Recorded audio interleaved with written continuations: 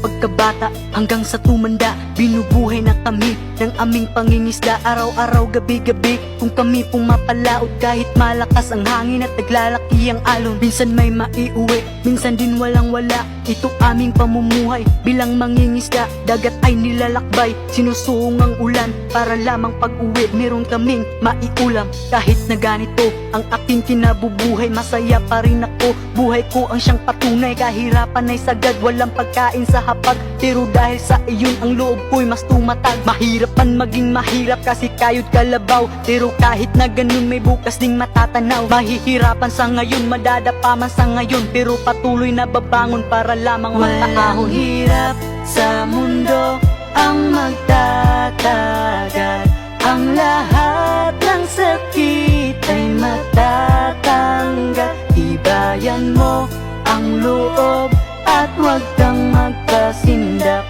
sa lahat ng ating paghihirap.